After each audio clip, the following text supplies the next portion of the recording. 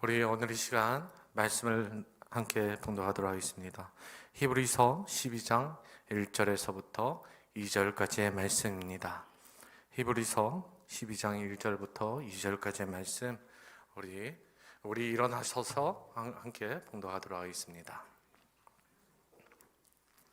우리 다 같이 봉독하도록 하겠습니다. 이러므로 우리에게 구름같이 둘러싼 허다한 증인들이 있으니 모든 무거운 것과 얽매이기 쉬운 죄를 벗어버리고 인내로써 우리 앞에 당한 경주를 하며 믿음의 주여 또 온전케 하시는 이인 예수를 바라보자. 그는 그 앞에 있는 기쁨으로 위하여 십자가를 참으사 부끄러움을 개의치 아니하시더니 하나님 보좌 우편에 앉으셨느니라. 아멘. 우리 자리에 앉겠습니다. 할렐루야. 이곳에 오신 여러분들을 환영하고 축복합니다. 오늘 말씀은 완주자라는 말씀으로 여러분들과 함께 나눌 때 여러분이 진정으로서 하나님께 완주자로서 신앙의 경주를 끝까지 달리시는 저와 여러분 되시기를 소망합니다. 오늘 본문 말씀은 1, 2절이 원래는 원문으로서는 한 문장으로 되어 있습니다. 그 중에서 주동사는 무엇이냐? 경주하자라는 것입니다. 히브리서 기자는 이 서신을 받는 성도들을 향해서 권면하는 것은 경주하자라는 것입니다. 함께 믿음 안에서 경주하자는 그 사실은 히브리서 기자의 목적입니다. 그래서 이 사신을 기록할 때는 히브리 이제 공동체에서 그 성경을 받는 사람들은 박해를 직면하여 낙심하고 있는 성도들에게 낙심하지 말고 함께 끝까지 믿음의 경주를 하자고 권면하는 내용입니다. 우리에게 신앙생활은 단거리 경주가 아닙니다. 장거리 마라톤과 같다라고 이야기를 합니다. 100m 달리기는 스타트가 참 중요하죠. 출발을 빨리한 선수가 1등으로 골인하는 경우가 참으로 많습니다. 그래서 출발선 앞에 선 선수들은 바짝 긴장하고 준비를 해야 합니다. 왜냐하면 한순간에 모든 순위가 결정되기 때문에 그렇습니다. 우리 체육 시간에 달리기를 할 때 100m 달리기 할 때 어떻죠? 아이들이 긴장하여 빵구 끼는 경우가 참 많은 것 같습니다. 안 그러신가 봐요? 그러나 마라톤은 그렇지 않습니다. 마라톤은 스타트가 중요하지 않아요. 마지막까지 누가 우승할지 정확하게 예측할 수가 없습니다. 초반 10km에서 1등하는 사람이 있는가 하면, 아니면 반환점에서 1등한 사람이 있고, 아니 4점이라고 불리는 35km 지점에서 1등하는 사람이 있습니다. 때로는 마지막 순간에 골인 지점을 앞두고 1등을 하는 사람이 있습니다. 그래서 마라톤 경기를 하다 보면 오르막길도 있고 내리막길도 있습니다. 힘있게 나아갈 때도 있고 점점 뒤처질 때도 있습니다. 도저히 견딜 수 없는 고통이 찾아와 힘들고 어려움이 있지만 그럴 때도 선수들은 포기하지 않고 달려갑니다. 왜냐하면 그 끝에 영광의 면류관이 기다리고 있기 때문입니다. 그래서 마라톤은 1위를 차지하는 것도 중요하지만 꼭 1위만 중요하게 주목하지 않습니다. 마라톤 경기에서는 무엇이 중요하냐? 바로 완주하는 것이 중요합니다. 100m 달리기는 누구나 완주할 수 있습니다. 그러나 마라톤은 누구나 완주할 수 있는 것이 아니에요. 계속 다가오는 고통의 순간을 이겨낸 사람만이 완주할 수 있는 것이 바로 마라톤이라는 것입니다. 우리 신앙의 마라톤도 역시 그렇습니다. 신앙의 마라톤은 누가 1위인가를 결정하는 경기가 아니에요. 끝까지 완주하는 사람에게는 누구나 승리의 면류관을 주신다라는 것입니다. 저와 여러분 모두가 오늘 우리 이 신앙의 경주에서 끝까지 완주하여 영광스러운 승자가 되기를 소망합니다. 그러면 우리가 이 완주자로서 살아갈 때 우리는 그럼 어떻게 달려야 하겠습니까? 어떻게 달려야 되겠습니까? 첫 번째로 우리는 모든 무거운 것과 얽매이기 쉬운 죄를 벗어버려야 된다는 것이에요. 뭐라고요? 모든 무거운 것과 얽매이기 쉬운 죄를 벗어버려야 된다. 우리는 경주에 완주하기 위해서 제일 먼저 해야 될 것은, 달리기 전에 해야 될 것은 무엇이냐? 내 몸을 최대한 가볍게 하는 것이 먼저입니다. 내가 가방을 들고 달려갈 수 없습니다. 내가 정장을 입고 마라톤을 할 수가 없습니다. 내가 겉옷을 입고 최대한 뭔가를 하고 싶지만 내 달리기는 부담스럽고 어렵다라는 것이에요. 그래서 나의 복장을 최대한 가볍게 해서 우리는 달려야 하지만이 우리는 방해를 받지 않고 우리는 완주할 수 있다는 것입니다. 신앙의 경주도 역시 그렇습니다. 중도에 포기하지 않고 끝까지 완주하려면 먼저 달리는 데 방해되는 것을 모두 제해야 됩니다. 우리 1절 제가 한번 읽어보겠습니다. 제가 포인트를 살려서 좀 읽어보겠습니다. 자, 1절 제가 읽어보겠습니다. 이러므로 우리에게 구름같이 둘러싼 허다한 증인들이 있으니 모든 무거운 것과 얽매이기 쉬운 죄를 벗어버리고 인내로서 우리 앞에 당한 경주를 하며 라고 되어 있습니다. 우리 오늘 말씀, 먼저 무거운 것과 얽매이기 쉬운 죄를 벗어버리라고 명령을 하고 있습니다. 달리기 하는 사람은 무거운 짐과 얽매이기 쉬운 것을 먼저 놓아야 하는데, 신앙의 경주에서 그 무거운 짐과 얽매이기 쉬운 것이 바로 죄라고 이야기를 하고 있는 것이에요. 그래서 죄는 믿음의 경주에서 장애물이 되는 것이에요. 다시 얘기하면 죄는 우리에게 무거운 것이고 얽매이기 쉬운 것이라고 이야기를 하고 있는 것이에요. 우리를 짓누르고 자꾸 우리가 앞으로 나아가지 못하게 하는 것, 그것이 바로 죄라는 것입니다. 그것을 우리는 다른 말로 말하면 고난이라고 찾아냅니다. 죄로 인해서 무겁고 얽매이기 쉬운 것들이 찾아왔을 때 우리는 그것이 죄가 찾아왔다라고 이야기를 하지 않냐고, 우리는 그것을 고난이 찾아왔다라고 이야기를 합니다. 그런데 여러분들 고난을 당해보셨나요? 고난 어떠신가요? 무거우시죠? 발걸음이 띄어지지 않으시죠?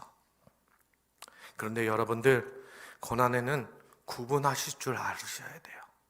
고난은 두 가지가 있어요. 몇 가지요? 제가 여기 지금 세종에서 설교하는가요? 충청도 사람들 앞에서 설교하는 것 같아요. 반응이 없어요. 대답이 없어요. 답답해갖고 저희 포항 사람인데 이런 거 적응이 안 돼요. 뭐 대답을 해야지 뭐 반응이 오고 주고받고 아멘 하면 할렐루야 하면 아멘 이렇게 와야 되는데 이게 안 되네요. 그렇죠? 할렐루야? 저 답답해 죽겠어요. 세종에서 이것 때문에 좀 힘들었는데, 트라우마가 다시 떠오르려고 그래요. 고난에는 두 가지가 있어요. 몇 가지요? 두 가지가 있어요. 예. 그래서 우리는 이 고난을 구분할 줄 알아야 합니다. 왜냐하면 고난은 허물과 죄로서 오는 고난이 있는가 하면, 허물과 죄로서 오는 고난이 있는가 하면, 다른 고난은 하나님께서 우리를 영적으로 성장시켜 주시기 위해서 주시는 고난이 있다라는 것이에요. 그래서 첫 번째로 죄로 인한 고난을 보면 사사기 2장 2절에서 3절은 이렇게 이야기합니다. 뭐라고 이야기하냐면 그 죄를 가시와 올무와 같다라고 이야기를 하셔요. 제가 한번 읽어볼게요. 이거는 세 번역으로 제가 된 것을 읽겠습니다. 내가 다시 말하여둔다. 나는 그들을 너희 앞에서 몰아내지 않겠다. 그들은 결국 너희를 찌르는 가시가 되고 그들의 신들은 너희에게 우상을 숭배할 수밖에 없는 올가매는 올무가 될 것이다. 뭐라고요? 찌르는 가시가 되고 올무가 된다. 이 상황이 어떤 상황인지 아세요? 하나님께서 너희들이 이스라엘 백성들에게 너희들이 이스라엘 땅에 들어가게 되면은 너희들은 이스라엘 여섯 지파들을 다 여섯 족속들을 다 밀어내라고 이야기를 하셔요. 그런데 이스라엘 백성들은 다 하지 못합니다. 근데 그 상황에서 하나님께서 이야기하신 거예요. 너희들은 결국엔 그들로 인해서 그들을 밀어내지 못함으로 이게 너희들의 가시가 되고 너희들의 올무가 되는 거예요. 너희들이 움직일 때마다 찌르림이 있으므로 너희들이 움직이지 못할 것이고 너희들이 움직일 때마다 올무가 돼서 더욱 잡혀 너희들이 하지 못하는 것이 너희들 죄가 될 것이다 라고 얘기를 하시는 거예요. 결국엔 이게 어떻게 되죠? 심판으로 변하게 됩니다. 죄로 인한 고난은 심판으로 다가오게 돼요.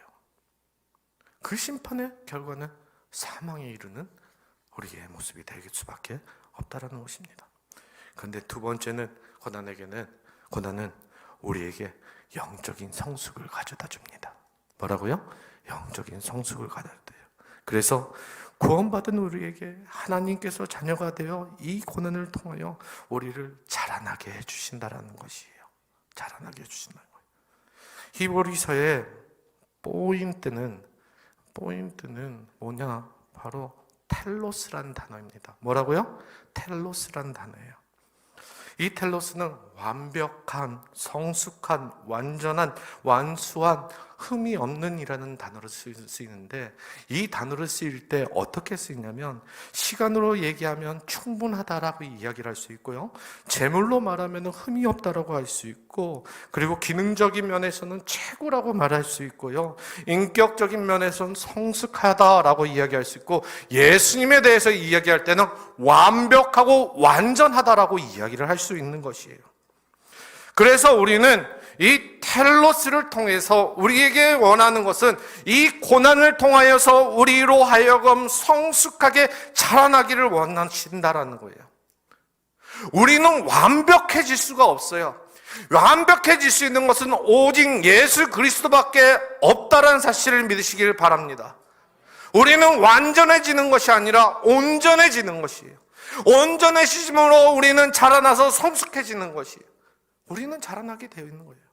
우리는 처음부터 완벽한 사가 없는 것이에요. 저는 어렸을 때 말이죠, 사고를 많이 쳤습니다. 앞집에 친한 누나가 있었습니다. 우리는 군인 가족이기 때문에 떨어져 살았습니다. 연평도에서 일이었는데요, 앞집 누나가 불장난을 너무나 재밌게 하고 있는 것을 제 동생과 저는 보게 되었습니다. 그래서 저는 그 누나가 하고 나면 숨겨진 성냥을 가져다가 그 성냥을 가지고 불장난을 하기 시작했습니다. 그 누나가 불을 장난한 후에 불을 끄는 모습은 참 재미있었습니다. 자기가 먹기 싫었던 두유를 가져와서 쭉쭉 짜서 그 불을 끄곤 했습니다. 저도 제 동생과 함께 가서 이제 불장난을 하고 난 뒤에 쭉쭉 짜서 불을 끄려고 했습니다. 근데 연평도가 바람이 불면 엄청나게 심하게 바람이 붑니다. 제 동생과 육각통에 되어 있는 그 성냥에 불을 붙여서 나무에 붙였습니다. 붙이려고 하는데 그것이 휙 날아가 다른 나무에 붙었습니다. 순식간에 바람을 타고 불이 폭 번졌습니다. 저희 뒷집 할머니가 나와서 깜짝 놀리며 소리를 지르며 불이야 하면서 불을 끄기 시작했습니다. 할머니가 안 되니 저희 어머니를 불러와서 저희 어머니가 불을 끄기 시작했습니다. 그렇게 결국 안 돼서 군인 아저씨들이 와서 불을 끄게 되었습니다. 결국에는 연평도 반이 저로 인해서 불이 탔습니다. 저희 아버지와 어머니는 큰 고심에 빠졌습니다. 저는 2학년이었고 제 동생은 유치원생이었습니다. 죄를 물을 것인지 아니면 성숙함을 위해서 무엇을 해야 될지 결정해야 될 때였습니다. 그래서 저는 아버님은 큰 결정을 하게 되었습니다. 헌병대에 찾아가서 헌병대 구치소에 들어가 두 손 들고 앉아 있었습니다. 지금 제가 성숙해진 저의 모습을 보고 계십니다. 그래서 성숙한 사람은 믿음으로 덜 나위 없는 기쁨으로 고난을 이긴다는 사실을 믿으시기를 바랍니다. 야고보서 1장 2절과 3절은 믿음의 시련은 인내를 낳는다라고 이야기를 해요. 이 시련은 도니키온이라는 단어인데 어떤 단어있냐? 우리가 순금 24% 다른 것들을 섞일 수 없는 그런 상태를 이야기하는 것이에요. 불순물의 모든 것을 제거하고 온전히 주님의 것들로 채워져 있는 상태를 이야기를 하는 것입니다. 우리가 고난을 찾아와서 우리가 가장 먼저 되는 것이 무엇이냐? 우리의 마음이 정말로 주의 것들로 정결케 되고 가득 차는 것이 우리의 크리스찬의 고난입니다. 믿으십니까? 그래서 우리의 영혼이 고난을 맞이하고 고난의 깊은 수렁에서 건짐을 받았을 때 우리는 영혼의 뚫림을 경험하게 됩니다. 기쁨을 맛보게 됩니다. 은혜의 눈물들을 맛보게 됩니다. 그런데 지금 있는 그 고난이 지금 무겁고 어려워서 우리가 그 기쁨을 바라보지 못할지라도 우리는 그 기쁨을 바라보는 저와 여러분 되시기를 소망합니다. 자, 우리가 역으로 한번 이런 생각을 해보셔야 돼요. 목사님, 저 고난이 없습니다. 고난이 없는데 어떻게 했죠? 지금 마냥 기쁩니다. 이러신 분들은 좀 심각하게 고민을 해봐야 돼요. 왜냐? 나는 고난이 없다는 것은 고난받을 만한 성숙함이 없다라는 것이에요. 그런 것은 좀 심각하게 고민하셔야 돼요. 내가 고난을 받고 있다? 주님께서 나를 사용하시려는가 보다 라는 그 기쁨이 여러분 안에 넘치기를 소망합니다. 두 번째는 우리 믿음의 주여 또 온전케 하시는 이를 바라보며 달려갈 줄 알아야 합니다. 우리가 이제 뛰지 못하게 하는 죄를 이제 해결했으니 다음에는 목표를 정해야 됩니다. 우리는 그 목표를 향해서 달려가야 되는데 그 목표는 누구시냐? 바로 우리 주 예수 그리스도라는 것입니다. 우리 2절을 보면은 이렇게 얘기를 합니다. 예수 그리스도를 믿음의 주여 또 온전케 하시는 분이라고 이야기를 하는데 새 번역으로 이야기를 하는데 이렇게 이야기합니다. 어떻게 하냐? 믿음의 창시자요 완성자이신 예수를 바라보자. 이 말은 다시 제가 번역하면 이렇게 말할 수 있을 것 같아요. 우리의 신앙의 출발은 예수님이고, 아멘. 우리의 그 가정도 예수님이고, 마지막까지 바라볼 분은 예수님이라는 것을 말씀하여 주신다라는 것이에요. 그런데 우리는 예수님보다 사람을 더 바라보고 환경을 바라보다 어려움을 겪을 때가 너무나 많은 것이에요. 성경의 시인의 이런 얘기가 있어요. 찬양이 있어요. 요거는 조금 안 부를게요. 좀 죄송합니다. 이 찬양을 안 할게요. 제가 반주할 것 같아서 시간이 없어서 넘어가도록 하겠습니다. 죄송합니다. 우리가 어려움을 겪게 돼요. 근데 여러분들 이 어려움을 겪을 때 우리가 주님을 바라보는 것처럼 우리가 기억해야 될 것이 있습니다. 무엇이냐? 노아는 말이죠. 심판에 이르러서 죽음의 경험을 겪었을 때 앞에 시체들이 있을 때 주님께서 보여주신 것이 있습니다. 무엇이냐? 구름 속에 갇혀져 있는 것 중에 무지개를 통하여 누구에게? 노아에게 위로를 하셨습니다.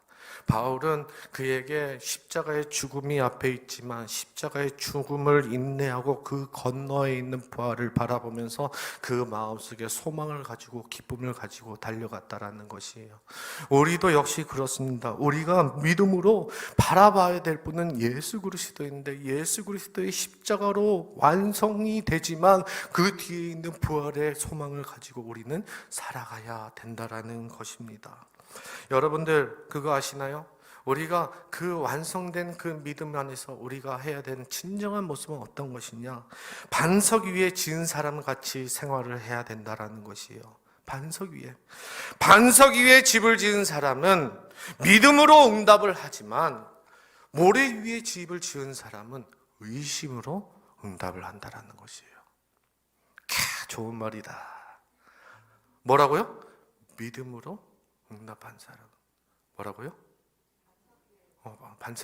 죄송해요. 반석으로 지은 사람은 믿음으로 응답하지만 모래 위에 지은 사람은 뭐라고요? 의심으로 판단하는 거예요. 우리가 하는 일에 의심이 생기는 거예요. 믿음이 생기지 않는 거예요. 우리가 달려가는데 자꾸 좌우를 바라보게 되어 있는 거예요. 오늘 저는 여호수아의 말씀을 보면서 저는 이런 생각이 들어집니다. 모세 이야기를 바라보면서 저는 이런 생각이 들어져요. 40년 동안 그들이 바라봤고 그들이 원했던 땅에 들어가지 못했던 것은 40년 동안 바로 앞에서 그들이 건너갈 수 있음에도 불구하고 그들이 온전하게 바라보지 못했기 때문에 그랬던 것이에요. 믿음의 눈으로 바라보지 못했던 거예요. 그들이 의심으로 바라봤기 때문에 그들이 바로 건너갈 수 있는 것을 건너가지 못하고 지금 머물러 있는 그들의 인생을 볼 수가 있다는 것입니다. 우리는 이것이 참으로 중요합니다. 그래서 우리는 진정으로 바라봐야 될 것은 우리를 시선을 좌우로 보는 것이 아니라 우리를 온전케 하시는 주님만 바라보시는 저와 여러분 되시기를 주님의 이름으로 축원드립니다. 그래서 우리가 중요한 것은 주님만을 바라보며 오직까지 완주하는 저와 여러분 되시기를 소망합니다. 우리는 이 경주를 통해서 한 가지만 제가 부탁드리고 싶습니다. 어떤 것이냐? 우리는 주님의 십자가를 온전히 짊어지고 가야 합니다. 십자가를 온전히 짊어진다라는 것은 주님께서 우리에게 맡겨주신 그 십자가를 우리가 당당하게 짊어지고 살아가야 되는 것이에요. 그것이 사명이고 소명일 수도 있습니다. 어떤 이에게는 달란트이기도 하고 어떤 이에게는 역할이기도 하고 어떤 이에게는 사명일 수도 있습니다. 그러나 그 십자가를 무겁다고 해서 우리는 잘라내서는 안 됩니다. 그 어떤 십자가도 우리는 무게가 무겁다고 잘라내고 쪼개내서는 안 됩니다. 왜냐하면 그 십자가는 온전히 주님께서 우리에게 맡겨주시고 우리 마음속에 심겨주신 그 십자가이기 때문입니다. 요즘 들어 그 십자가를 들기는 들지만 그 든 십자가들이 점차 가벼워지고 있는 것이 참 안타까운 것 같습니다. 달리기는 달리지만 그것이 온전하게 달리는 것이 아니라 내가 좌우로 삐뚤거리며 내 십자가를 잘라내고 달리는 것 같습니다. 저는 그럴 때마다 그런 성도들을 바라볼 때마다 그런 저의 모습을 바라볼 때마다 마음이 찢어지고 아픈 것을 경험하게 됩니다. 왜냐하면 제가 신학교를 졸업할 때 저희 동기들이 다짐했던 것이 있습니다. 지금 150명이 출발하여서 지금 50명여 명의 목회자들이 저희 동기들이 함께 목회를 하고 있습니다. 어떤 이들은 개척교회로, 어떤 이들은 부교육자로, 어떤 이들은 담임 목회자로 지금 목회를 하고 있는데 그 사역을 하면서 우리가 잊지 말아야 될 것은 무엇이냐? 바로 십자가를 온전히 들자야 했던 것입니다. 우리의 믿음의 길 첫 길을 시작했을 때 이제 학교를 마치고 이제 졸업식에 되어서 졸업식에 우리는 큰 목소리로 한 목소리로 불렀던 그 찬양이 생각납니다. 뭔지 아시나요? 십자가를 들 수 있나라는 찬양이었습니다. 저는 이 찬양을 보면서 동기들과 함께 울었습니다. 왜 울었냐? 이 찬양이 우리 속에서 진정 가능할까? 세상에서 이 말씀들이 정말 우리는 해낼 수 있을까? 이 말씀이 진짜 내가 온전하게 경건하게 주님의 십자가를 들어가며 사람들 앞에서 설 수 있을까라는 그 의심이 제 마음속에 컸기 때문에 그렇습니다. 우리 동기들 마음속에 컸기 때문에 그럴 수도 있을 것 같습니다. 근데 우리는 다 같이 고백했습니다. 십자가를 질 수 있나? 주가 모르실 때 우리는 다 같이 아멘이라 했습니다. 아멘이라 외치면서 우리는 포기하지 않겠습니다. 주님, 우리가 당당히 나아가겠습니다. 주님, 그 어떤 일이 다 우리에게 다가올지라도 우리를 주님 이끌어 주시옵소서. 이 세상에서 우리가 한 걸음도 앞을 바라보지 못할지라도 주님, 우리가 그 걸음을 뛰게 하여 주시옵소서. 완주하게 하여 주시옵소서. 우리를 십자가를 온전하게 쥐고 우리가 믿음으로 나아가며 의심 없이 주님만 바라보게 해 주시옵소서 라고 고백했던 그 마음을 살려 오늘 이 시간 함께 찬양하며 나아가길 소망합니다.